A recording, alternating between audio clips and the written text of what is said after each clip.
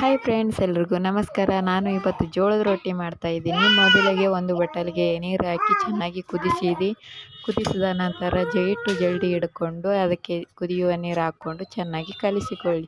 Friends, ಜೋಳದ ರೊಟ್ಟಿ ಮಾಡೋಕ್ಕೆ ತುಂಬ ಕಷ್ಟ ಅಂತಾರೆ, ಬಟ್ ಕುದಿಯುವ ನೀರು ಹಾಕ್ಕೊಂಡು ಚೆನ್ನಾಗಿ ಕಲಿಸ್ಕೊಂಡ್ರೆ ತುಂಬ ಈಸಿಯಾಗಿ ಜೋಳದ ರೊಟ್ಟಿ ರೆಡಿ ಆಗುತ್ತೆ.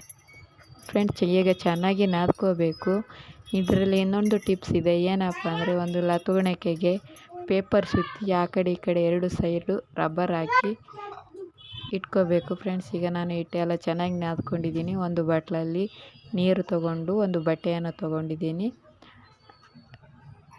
ಈಗ ಫ್ರೆಂಡ್ಸ್, ರೊಟ್ಟಿ ಮಾಡೋಣ. ಒಂದು ಚಿಕ್ಕ ಉಂಡೆ ತೊಗೊಂಡು ನಿಮ್ಗೆ ಯಾವ ಸೈಜಲ್ಲಿ ಬೇಕು ಆ ಸೈಜಲ್ಲಿ ರೊಟ್ಟಿ ಮಾಡ್ಕೊಳ್ಳಿ. ಫಸ್ಟಿಗೆ ಫ್ರೆಂಡ್ಸ್, ಒಂದು ಅಂಗೈ ಆಗಲ್ಲ ಅಷ್ಟು ತಟ್ಕೋಬೇಕು ರೊಟ್ಟಿನ. ಆಮೇಲೆ ಲತುಗಣೆಯಿಂದ ಲಟ್ಟಿಸ್ಬೇಕು. ಫ್ರೆಂಡ್ಸ್, ತುಂಬ ಚೆನ್ನಾಗಿ ಬರುತ್ತೆ.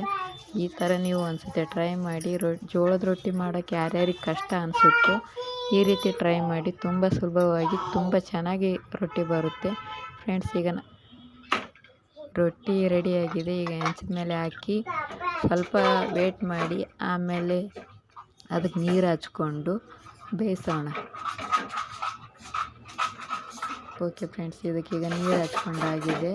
ಇದು ಚೆನ್ನಾಗಿ ಬೇಯ್ದ ನಂತರ ಒಂದು ಸೈಡ್ ತಿರುಗಿ ಹಾಕ್ಕೊಳ್ಳೋಣ. ಈಗ ಬೆಂದಿದೆ ನೋಡಿ, ತಿರುಗಿ ಹಾಕ್ತಾಯಿದ್ದೀನಿ. ಎಷ್ಟು ಚೆನ್ನಾಗಿ ಬಂದಿದೆ ನೀವೇ ನೋಡ್ಬೋದು. ತುಂಬ ಚೆನ್ನಾಗಿ ಬರುತ್ತೆ, ಸಾಫ್ಟಾಗಿ ಮೆತ್ತಗೆ ತುಂಬ ಚೆನ್ನಾಗಿರುತ್ತೆ ಬಿಸಿ ಬಿಸಿ ರೊಟ್ಟಿ. ಫ್ರೆಂಡ್ಸ್, ಹಾಗೂ ಯಾರ್ಯಾರು ನನ್ನ ಚಾನಲ್ ಸಬ್ಸ್ಕ್ರೈಬ್ ಮಾಡದೆ ನೋಡ್ತಾ ಇದ್ದೀರೋ ಪ್ಲೀಸ್ ಸಬ್ಸ್ಕ್ರೈಬ್ ಮಾಡಿ, ಲೈಕ್ ಮಾಡಿ, ಶೇರ್ ಮಾಡಿ. ಹಾಗೂ ರೊಟ್ಟಿ ಹೇಗೆ ಬಂದಿದೆ ಅಂತ ಕಮೆಂಟಲ್ಲಿ ತಿಳಿಸಿ. ಧನ್ಯವಾದ ಫ್ರೆಂಡ್ಸ್.